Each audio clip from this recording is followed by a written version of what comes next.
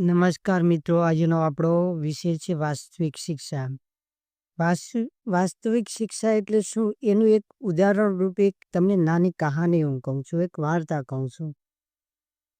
ટી.એન. શેષાન સાહેબ મુખ્ય ચૂંટણી કમિશનર હતા. એ યુપીની યાત્રા ઉપર એમની પત્ની સાથે નીકળ્યા હતા. રસ્તામાં એક બગીચો આવ્યો અને ત્યાં રોકાણ કર્યું. એટલે ઝાડ ઉપર એમના પત્નીએ જોયું કે એક સુગરીનો માળો છે. તો એમણે શેષાન સાહેબને કીધું કે તમે એ સુગરીનો માળો છે એ મને લાવી આપો, મારે ઘર સજાવટ માટે રાખવો છે. તો તેમને ટી.એન. શેષાન સાહેબે એમના સિક્યુરિટી ગાર્ડને કહ્યું કે તમે જાઓ ને એ માળો લઈ આવો. તો સિક્યુરિટી ગાર્ડ ત્યાં એક અભણ ઘેટા બકરા ચરાવતો નાનો છોકરો હતો. એને બોલાવીને કહ્યું કે બેટા અહીંયા એક આ સુગરીનો માળો નીચે ઉતારી દે. એટલે એ છોકરાએ ના પાડી કે નહીં, હું નહીં ઉતારી દઉં.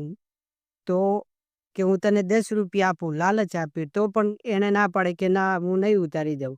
તો પછી ત્યાં ટી.એન. શેષાન સાહેબ એ છોકરા પાસે જાય છે ને કહે છે કે બેટા હું તને 50 રૂપિયા આપું, તું આ સુગરીનો માળો મને લાવી આપ.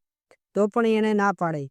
તો કે શું કારણ હોઈ શકે તું આ ના પાડે છે એના પાછળનું? તો કહે છે કે એ સુગરીના માળાની અંદર જે બચ્ચા છે, જે નાના નાના છે, અને એની મા એના બચ્ચા માટે ભોજન લેવા બહાર ગઈ છે. એ જ્યારે બહારથી આવશે ત્યારે એનું ઘર નહીં જોવે. એનું ઘર નહીં હોય ત્યારે એ બહુ દુઃખી થશે અને મોત પણ આવી શકે છે માળા ન જોવાથી. એટલે શેષાન સાહેબને ત્યારે બહુ વિચાર આવે છે કે મને આજીવન અફસોસ રહ્યો કે જે અભણ છોકરો વિચારતો હતો એવો વિચાર અને સંવેદના મને ભણેલા ગણેલા આઈએએસ અધિકારીને ન આવી.